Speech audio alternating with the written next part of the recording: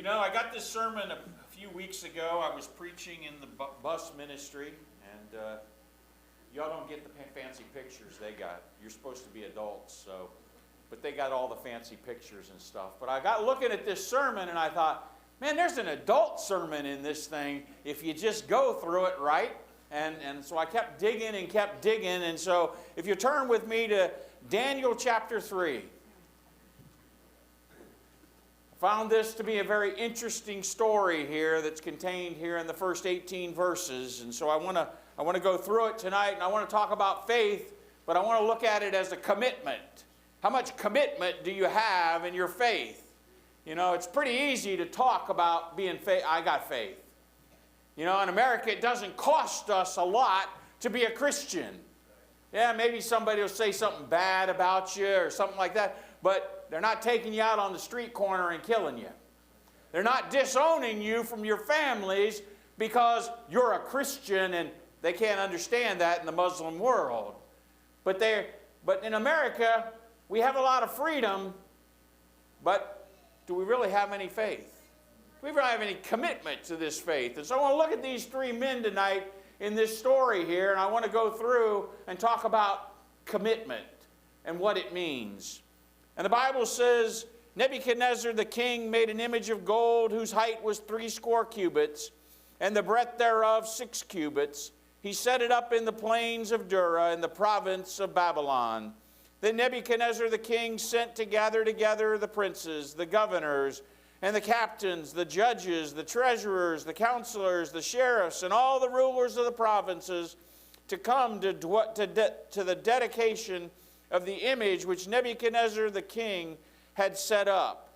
Then the princes, the governors, and captains, and the judges, the treasurers, the counselors, the sheriffs, and all the rulers of the provinces were gathered together unto the dedication of the image that Nebuchadnezzar the king had set up. And they stood before the king, before the image that Nebuchadnezzar had set up.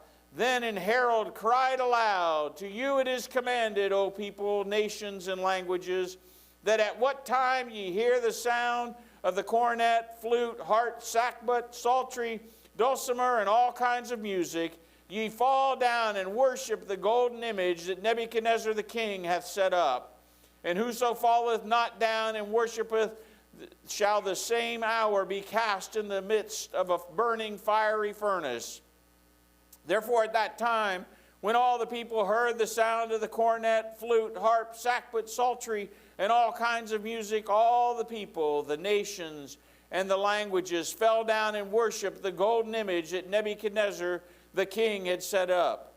Wherefore at that time certain Chaldeans came near and accused the Jews. They spake and said to the king Nebuchadnezzar, O king, live forever.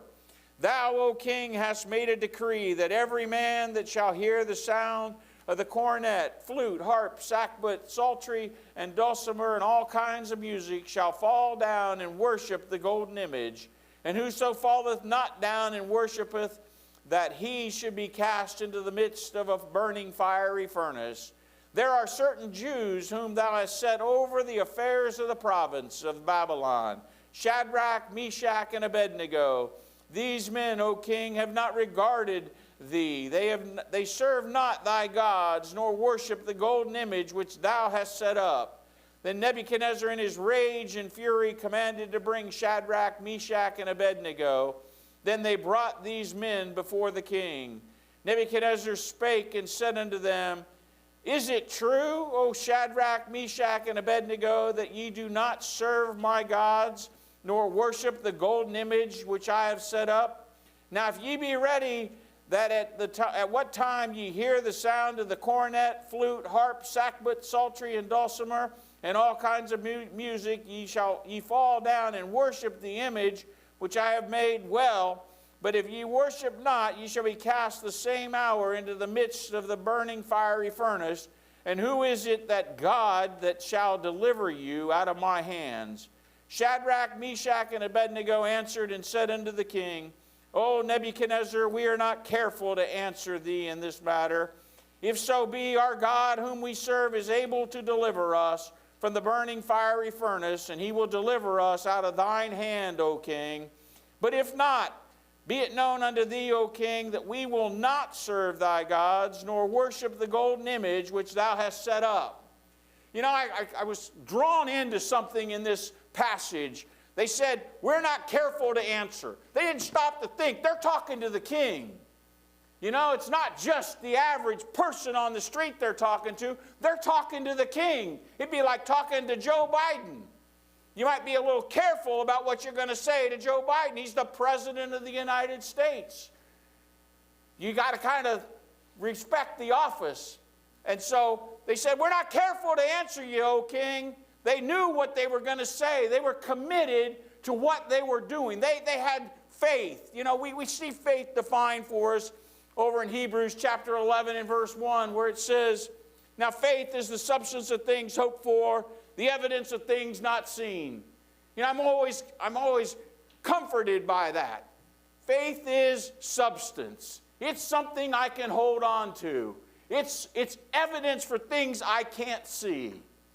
And I wasn't there at creation, but I can look at what happened, and I can look at what I see in the world today, and I can say, yep, God did that. It's not God's fault that we have all the corruption that we have in the world. It's man's fault. You see, we corrupted the world. We can look at nature and we can see beauty, but I got news for you. That's not the real beauty that was there. That's the sin-cursed beauty, and it still shows through. Even to this day, you can sit and you can look and see it. But this faith they had a great amount of faith. They had a commitment to it. Even facing a fiery furnace, they weren't going to bow down. They weren't going to say, well, you know what? Yeah, that might kill us. You know, maybe we ought to read. They said, no, we're not even going to stop to think about this. We're going to tell you right now, there's no way. We're not bowing down to your image. We worship the true God.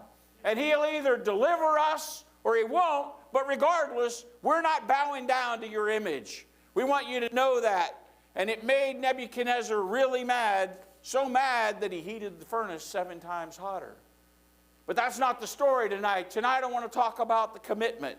You see, because we know this. Men of commitment are men of accomplishment. They're men that accomplish things. You know, as I started looking through here, I said there's some Bible people that we could look to and say they were men of accomplishment. I thought of Caleb. Not you, the other Caleb. In Numbers chapter 13 and verse 30, it says, and Caleb stilled the people before Moses and said, let us go up at once and possess it, for we are well able to overcome it. You know, 10 of the spies that went in to spy out the land came back and said, you know, we're grasshoppers compared to those people. We maybe just ought to stay on this side of the river and leave that side alone. And Caleb stood up and said, we're able to, let's go right now. God's given it to us. Let's take it. He had faith that God said he would given it to them and that God would carry through what he promised to give them. He saw that, yeah, there's people there, but you know what? God said it's ours. And he had the faith to believe that what God said would happen. And he was one of 2 of them that walked across and got to see the other side. You know, that's an amazing story, but that's not the only one. One of my favorite guys in the Old Testament, you know, David and Goliath. I mean, everybody knows that story, you know.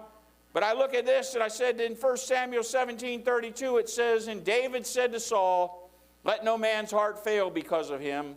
Thy servant will go and fight with the Philistine, with this Philistine. You know, everybody in Israel saw Goliath, and he was huge. And nobody wanted to go fight him because he's huge. It was Saul's fight. Saul was head and shoulders taller than everybody in Israel. And Saul's sitting back there saying, not me. Not me, man. I'm not going out there and fight. And David said, no, God's going to do this fight. God will deliver him into my hand just like he did the bear, just like he did the lion. I'll go and I'll fight him because I'm just going for God. God's going to fight this battle for me. I've got faith that God's going to fight the battle for me. And then just a few chapters back from here, Daniel in the lion's den. You know, King Darius, you know, these kings, they get flattered. And boy, when they get flattered, they'll sign anything into law you want.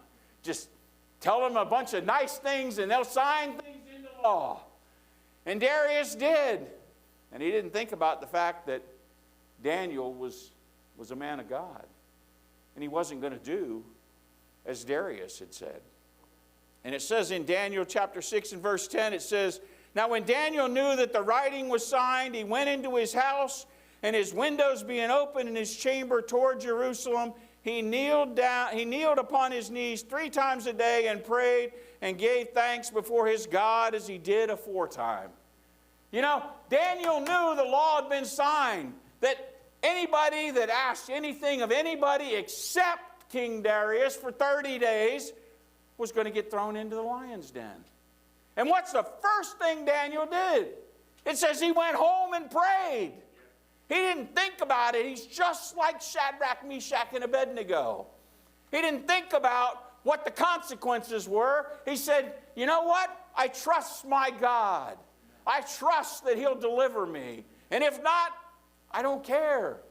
I'm going to go do what I've been doing all along. You know, not only that, these men win. You know, they do. They win. If we look at 1 Corinthians 9:24, it says, "Know ye not that they which run in a race run all, but one receiveth the prize? So run that ye may obtain." Hebrews 12:1 says, "Wherefore seeing we are also compassed about with such a great cloud of witnesses, let us lay aside every weight and the sin which doth so easily beset us, and let us run with patience the race which is set before us." You know, we got a race we're running in, and it's not a sprint. It's a marathon. I don't know if any of you like to run or not. I used to do that as a young man. Now I ride bikes. Y'all know about me riding bikes, okay? But I used to run, and I used to run fairly long distances. I'd run 8, 10, 12 miles at a time. I'd have people that want to go out and run with me because, well, they figured, you know, if that old guy can do it, anybody can do it. I had a shop chief once that went running with us. Joe and I were fairly big guys, and he thought, man, if those two can go out and run, I'll run with them. He came back and said, never again. He said, they're not fast. It's just they don't stop. You know, that's what we see here with these men. They weren't, you know, they were very dedicated to exactly what they were going to do. They were single-minded. You know, I can respect that. I tell you, as a guy, guys are single-minded. Sorry, guys, that's just the truth. You know, that's just the way we are. Women do well at multitasking. I just don't do it. You know, if you got me doing 2 things, one of them's not getting done right. I'll just guarantee you that's just the way it is. But these guys were single-minded. And I'm always reminded of Paul. He's always one of my favorites in the New Testament, you know. Paul talked a lot about athletics. And over in 2 Timothy 4:7 and 8, he says, I have fought a good fight. I have finished my course. I have kept the faith. Henceforth there is laid up for me a crown of righteousness, which the Lord, the righteous judge, shall give unto me at that day, and not to me only, but unto all them that love his appearing. You know, he says, we all got to run this race. Paul said, I've run my race. I fought my fight. It's somebody else's turn because I've come to the end of the road, and I know they're going to kill me. But he didn't let it stop him. You know, it reminds me of that story I read this morning for the kids in the children's church, talking about C.T. Studd, and he was witnessing to this Chinese man who come up to him after a service one time. And he said, is it really true that God will forgive anyone? He said, I've done heinous things. I've committed murder. I've been unfaithful to my wife. I've done all kinds of evil things. Can God forgive me? And C.T. Studd looked at him and said, yes, God will. And he found the Lord then. And we know he did because he went out from there and he went back to his province where he was and he started preaching. And everybody's like, what in the world is up with that guy? You know, that's what they said. They were like, who is this guy? He was our bud. And now he's talking out against all this stuff. And so they brought him in front of the magistrate. And the magistrate said, cane him with 2,000 lashes with the pole. And so they took him out and they caned him with 2,000 lashes with the pole. And they could only tell he was alive because his hand was barely moving. And they took him to a Christian hospital and they nursed him back to health. And what was the first thing he did when he got his health back? He went right back out on the street corner preaching. Well, the magistrate this time said, it's not going to do me any good to cane him again. Let's throw him in prison. So he threw him in prison. And what did he do in prison? He set up a prison ministry because he's preaching to all the prisoners. You know, he said, I don't care where I am, I'm going to tell somebody about what Jesus Christ did for me. You know, that's what happens when you get commitment. You're going to go off and you're going to tell them. You know, they finally released him from jail because they figured out even if I put him in jail, he's going to just be telling people. I might as well just let him go wherever he's going to go and tell because he's going to do it anyway. You know? But everything worthwhile takes effort. You know, you want something, you have to work for it. You know, that's the problem. Too many people today believe that, you know, things just get handed to you. No, that's not the way it is. You know, without commitments, the effort is lacking. The Bible, it says in Hosea 4:6, my people are destroyed for lack of knowledge, because thou hast rejected knowledge. I will also reject thee, that thou shalt be no priest to me. Seeing thou hast forgotten the law of thy God, I will also forget thy children. You know, if you want something, you got to work for it. It's not handed to you. And it takes effort. It takes commitment. It takes sticking with something. Because that's the only thing that's ever going to work, is if you're sticking to it. If you just fly by night, you'll be here today and gone tomorrow. Nobody will find you, you know. But there's an importance to commitment. We shall each face our own fiery furnace. It may not be the same fiery furnace that Shadrach, Meshach, and Abednego faced, but we're all going to face something. You see, because God never promised us immunity from trials, quite the opposite is true if you go through and start looking through the Bible. Jesus in Matthew 10:17 said, but beware of men, for they will deliver you up to councils, and they will scourge you in their synagogues. You see, Jesus told them what was going to happen in the future. You're going to get pulled in front of councils. You're going to get scourged in the synagogues. This is what's going to happen. You know, I always think of the Christian life as kind of like a rose. You know, at the end of the rose is this beautiful flower. But when you come back down the stem, there's all kinds of thorns. You know, I think of the end of the flower, that's heaven. It's beautiful. But man, there's a lot of thorns on the way. There's a lot of trials in life. Paul also wrote to his son in the faith in 2 Timothy 3:12, and he said, yea, and all that will live godly in Christ Jesus shall suffer persecution. You can sign it up. You can say it's going to happen. If you're going to serve God, you're going to suffer persecution somewhere. It's in the Bible. I didn't make it up. You know, God put it there and he said, I want you to know, you're going to suffer persecution. It's going to happen. There are those that are going to just persecute you regardless. You might as well just get used to it because it's going to happen. You know, we see our society today and we look around. They say this is the least Christian society that America has ever been. They predict that in the next 50 years we'll be the minority. You know? I don't know, but we're not getting close now.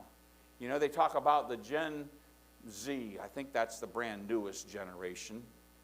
And they say that that generation is more atheistic than any other generation. Well, what would you expect? The public schools have been cranking this stuff out for 60 years because they threw God out of the school because they couldn't have that. You know, separation of church and state. But they teach the religion of humanism freely. Now, if you want to throw all religion out, throw it all out. But they don't want to do that. They want to teach what they want to teach. You see, they've got faith too. They got faith in something, but it's not something that's going to give them anything at the end. Because all of them look at it and say, when this life is over, you're done. You die, and that's it. You know, I just don't understand what keeps them going, what motivates them. You see, Jesus himself prayed, not my will, but thine be done. He prayed that in the Garden of Gethsemane. You know, he said, Father, I want this cup to pass from me, but nevertheless, not my will, but thy will be done. You know, the end of that was there was a cross in the road. There was a cross at the end of that road. And he knew that. And he was in great agony because of it. He was a man. Let's face it, if we all knew that we were going to go hang on a cross and die that cruel death, we'd all have the same thoughts. But he was singularly committed because he said, not my will, but thine. He knew that was the only way that the sins of mankind could ever be paid for.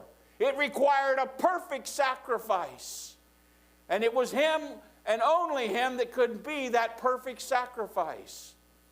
And he said, not my will, but thy will. He wanted to do the Father's will.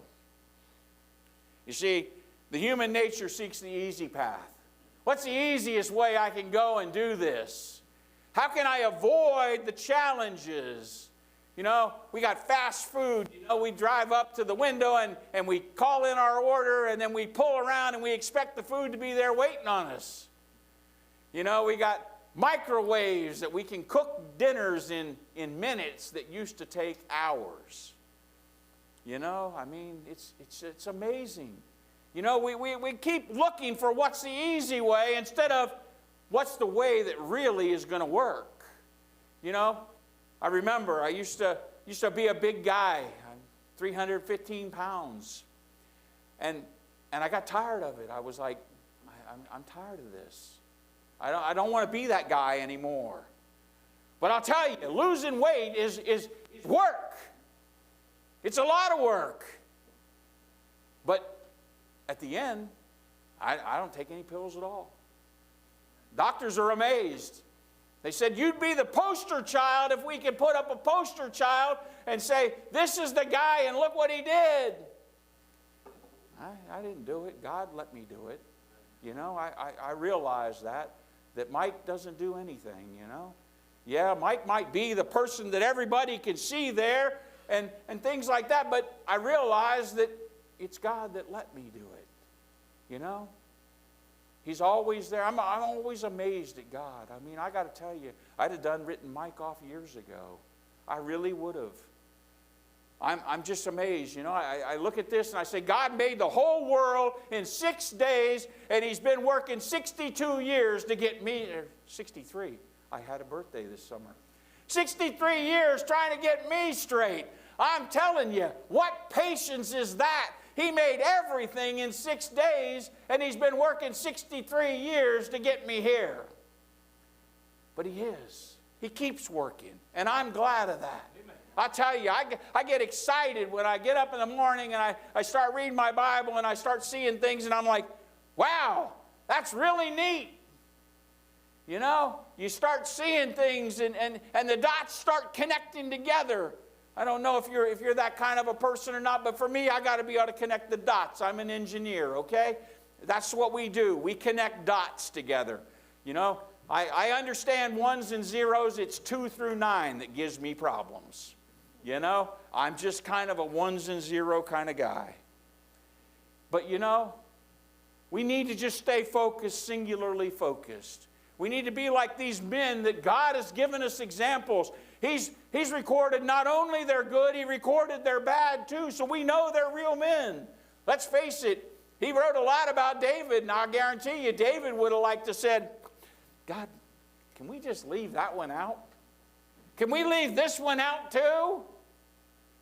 We know it's the good, the bad, and the ugly. We get to see everything. You know? We pick on these people. We pick on Peter. I got to tell you, those other 11 disciples, they all stayed in the boat. Peter was the only one that got out and said, I'm going to walk out to you, Lord.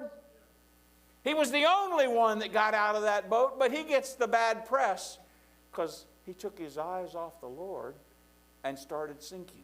I'm glad he had the singular presence of mind to say, Lord, save me. You know, he didn't stop to think about, well, what am I going to do? No, he just, Lord, save me. You know, he had faith in the Lord. He got his eyes off what he needed to have them on, but he knew where salvation came from. You see, we observe many that are fallen by the wayside. It says in Galatians 5:7, ye did run well. Who did hinder you that you should not obey the truth? You know, you ran well. What happened to you? You were out on the racetrack. You were going forward, and then all of a sudden, you're gone. You just detoured off. God didn't leave. God's still there. He's still wanting you to do what He told you He wanted you to do. I've been there. It doesn't change. If God says, I want you to do something, it's not a suggestion. You know? It's kind of like the traffic lights, you know? I think some people think they're suggestions. You know? It's red, but I'm kind of close. I guess I can go on through. You know? It's not that way. I think about the seed that got sowed on the stony ground. You know, it popped up real quick, but it didn't have any root. You know? And it died quickly. Because there wasn't any roots. There wasn't anything for the faith to be grounded in. There wasn't any commitment. It was just easy believism, and when it hit the first obstacle, it died. And that's not what we need to be. You know, what's the problem is our lack of deep commitment.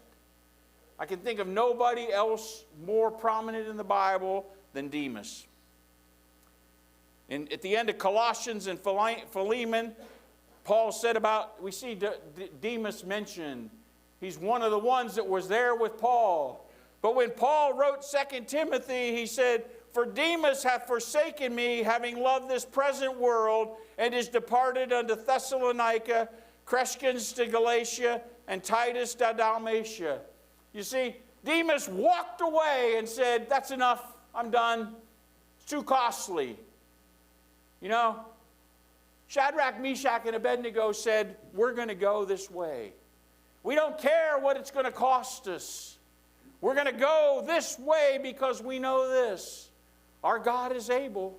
He could deliver us from that furnace, but if He doesn't, we're going to go on forward anyway because that's going to deliver us out of your hands. You know? But their dedication came from a confidence in God. You know, they said, our God whom we serve is able to deliver us. They acknowledged that God is able. He could deliver them. It could pass away. It might not happen, you know. Nebuchadnezzar might change his mind rather than cast them into the furnace and think about the fact that, you know what? These guys have always been true to me. They've always been faithful. They always tell me the right stuff. They don't lie to me. They don't have to fill me up with some great story to make me forget about all the times they failed me. No, they didn't have to do that. You see, it's important that we know this. If He wants to, He can. But if He doesn't, it's because He doesn't want to. You know, sometimes people have to walk through a trial. You know, there's a number of instances of that in the Bible, but none, we got one right here. See, they knew that He could deliver them, Just like it says over in Ephesians 3:20. Now unto him that is able to do exceeding abundantly above all that we ask or think. You know, I'm always amazed at that. You know, I realize my mind is finite. It can only know so much stuff, and that's it. It just is impossible for me to know everything about God. So he gave me a book, and he said, it's all in here, everything you need to know. That's not everything. It's everything you need to know. There's a big difference between everything and everything you need to know. You know, everything's not here. God didn't tell us exactly how he created everything. He spoke, it happened, but how? You know? I'll take it on faith that he spoke, it happened. It's okay with me. I can accept that. All the other things that I can see in the Bible that we can prove are true, make it enough to where the things that I can't prove, I'm just going to accept. Because you got to believe in something. I've chosen that my belief's going to be in God. See, they knew he could deliver them. And they said, he will deliver us from your hand. One way or the other. Even if we burn in that furnace, we're going to be delivered from your hand. They weren't afraid to get thrown in the furnace. You know, the thing I'm most amazed about with this story of the burning fiery furnace, they cast those 3 guys in, and they come back out. But the people that cast them in died. That's how hot that furnace was, just in case you're not thinking it was very hot. It was very hot. I mean, it was so hot that the people casting in Shadrach, Meshach, and Abednego died. And they were willing to go in. You know, like I told the kids, you know, I can't prove this, so don't quote it as Bible. But I think it was cold in there because they were walking around. You know, they were trying to generate some heat because it just wasn't warm enough in there to keep them warm. I know that's not true, but that's just Mike's story. It's things that God just kind of, that's a picture that Mike can take and he can latch on to and he can hold that forever. You know, God wants to be there with you, you know, because when they looked down in that furnace, Nebuchadnezzar said, didn't we throw 3 guys in there? I see 4, and one's like unto the Son of Man. You know, he saw the 4th. You know, and he called them back out of there. You see, they were willing either way. They were willing to go through that fire even if it killed them. They weren't going to bow down and worship the image that Nebuchadnezzar had set up. You know? They had commitment. They were committed to it. But their commitment came from a dedication of purpose. They said, but if not, be it known unto thee, O king, that we will not serve thy gods, nor worship the golden image which thou hast set up. You know, they said, it doesn't matter. You can kill us. If God doesn't deliver us from it, and he lets us go in there and die, we're going to go in there and die because we believe in what we believe. You know, it wasn't easy believism. It wasn't something that, well, you know, wait a minute, this is going to get a little costly here for me to do this. Maybe I better rethink this. Maybe it's okay if I kind of act like I'm, you know, bowing down and just kind of pay lip service to it, you know. Maybe I can live that way, you know, and that's what a lot of people try to do today. It's, well, we can mix this in and we can be okay. We're okay with it. It's okay. You can believe that. Just believe in Jesus too. It doesn't work that way. You either believe it all or you believe nothing. You either have faith in it all or you have faith in nothing. You know, I always look back to this. I remember this that Dr. Henry Morris wrote. The very first verse of the Bible will tell you what you're going to believe about the whole Bible. I'm amazed at that. One verse, the very first verse. He said, if you can accept that verse, you'll have very little problem with the rest of the Bible. In the beginning, God created the heavens and the earth.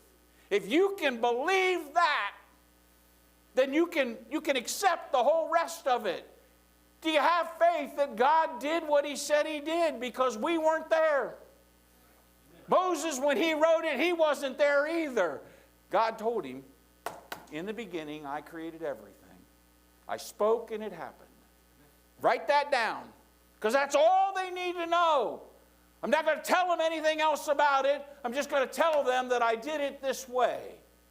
And he spoke and it happened, and he spoke and it happened, and he spoke and it happened. But when he got to man, he created man out of the dust of the earth.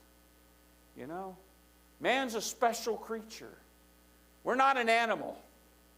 You know, they try to lump us in there. The evolutionists think that all of us all came from one, and they're trying to find the bridge that ties it all together. And they can't find a bridge, and every time they find something, they have to go erase their books and say, oops, we found something new, we got to change it. You know? I wonder if God holds back and he doesn't come to the year 2200, how many billion years old the earth will have to be by then. You know, in the early 1900s, it was 1 billion, and now we're up to 15 billion. How many billion will it be by 2200 if God holds back and doesn't come? You know, they just keep adding to it because it doesn't work. And they don't care. They hope that the next set of findings they find are going to be the one that's going to prove finally that they're right. I don't know. But there was a result of their commitment. You see, God didn't deliver them from the furnace. He delivered them through the furnace. You know, sometimes you've got to walk through something to come out on the other side. You know, you're going to be changed. It's going to happen. And they were thrown into that furnace that was 7 times hotter than it's ever been. You know, like I said, it killed the men that threw them in there. But it didn't get Shadrach, Meshach, and Abednego. You see, God delivered them in the furnace. They had to go in for God to deliver them. You see? But they were committed. They said, we don't care. Even if it costs us our lives, we're gonna let you throw us in there because we're not going to bow down to your gods. We're not bowing to your statue. We know that we worship the true God. That's a capital G. You know, all these other gods are all lowercase g. That's it. They don't have anything other than that. But you see, it's glorious and exciting. It's a glorious and exciting story, but it's important to realize that God doesn't always deliver from, nor does he always deliver in. Sometimes he lets his children go through things and suffer. I always remember Stephen. You know, in Acts 7:59 it says, and they stoned Stephen, calling upon God and saying, Lord Jesus, receive my spirit. You know, Stephen, the only thing he did wrong was he preached Jesus Christ. And they took him outside the city and stoned him. You know, he didn't do anything wrong. But they couldn't take it. They're covering their ears. They don't want to hear what he's saying because it's convicting. And Stephen said he went forward. He stayed with it. He ran his course. He died. But look what happened. Saul got saved. Saul became Paul. And you can read it in the New Testament. You see, God let one of his children die because he knew what was going to happen. He knew Saul was going to be there. And he knew that once he got Saul's heart and he got Saul set right and Saul become Paul, he knew what was going to happen. That he was going to be singularly committed. Paul was going to be able to say, I've run my race. I finished my fight. I did what I was asked to do. You know, he's an amazing guy. Shipwrecked, stoned, beaten. And it never changed his mind. I'm always reminded of John Bunyan. Went to jail for preaching. You know, I love that. He went to jail because he preached. and he wasn't from the Church of England. He wasn't going to bow to the Church of England. He said, nope, I'm going to keep preaching, you know. And as a result of sitting in jail for those years that he sat in jail, we have a beautiful book called The Pilgrim's Progress. He wrote that book as a result of the time he spent in jail. You know, it's a wonderful book to stop and read. And many godly saints have been burned at the stakes. You can think of few more notable than Hugh Latimer and Nicholas Ridley.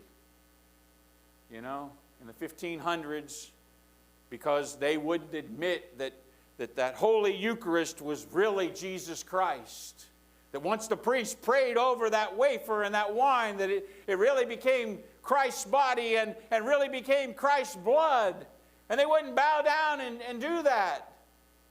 And it's reported that Latimer's last words that he said to Ripley were, "Be of good comfort, Master Ripley, and play the man.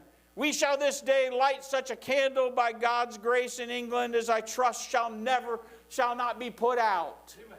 You know, he said, we're going to go forward. Yes, I may die from this, but we're going to light something that's going to last. Amen. Because only what's done for God, that's all that matters. You know, we get all excited, you know, our team won this, or our team won that, or we got this, or we got that. But you know what? All that stuff fades away. You know, old trophies are nothing. You know, they're just mementos. You know, the only thing that lasts is what we do for God. That's the truth of the matter. You see, many have suffered violent deaths for their faith. In Hebrews 11:37 it says, and they were stoned, they were sawn asunder, were tempted, were slain with the sword, they wandered about in sheepskins and goatskins, being destitute, afflicted, and tormented. I mean, there you go. This is what happens when you take a stand. But God is there with you all the way. You know, I don't doubt it.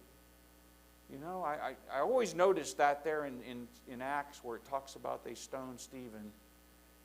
It says, and Stephen fell asleep when they stoned him. I can't prove it, that he never felt anything. But the Bible does record that he fell asleep. And it is the only time you find Jesus Christ standing at the right hand of the Father. He was there applauding Stephen up there in heaven, saying he's doing it right. He stuck to the stuff. And because he stuck to the stuff, what we want is going to happen. Saul's going to become Paul. And he's going to go out and he's going to evangelize the world. Because Saul's the guy I want. You see, sometimes bad things happen to good people. But the most important thing is to be committed to the will of God in your life. You know? Where's your commitment? You know? It's easy to talk about things, but when the rubber meets the road, what happens? When something goes bad that you didn't plan for, what are you going to do? Are you going to look for the easy way out? Or are you going to run the course? God wants you to run the course. He's going to be there with you. He promised. Jesus said, I'll never leave you or forsake you. You see, He never leaves us. We leave Him. You know, that's what happens. We get our eyes off. We're just like Peter. We take our eyes off. You know, I'm thankful that, yeah, we always think about Peter and he took his eyes off. He denied Jesus 3 times. But you know, they ended up killing him, crucified him upside down according to tradition because they couldn't shut him up. You see, once Peter really understood everything, you couldn't make him shut up. He's kind of like that guy in China I told you about. They weren't going to get him to shut up. They weren't going to make a martyr out of him. The Romans made a martyr out of Peter, but you know, they weren't willing to in China at that time. But you know, one way or another, we got to make a decision.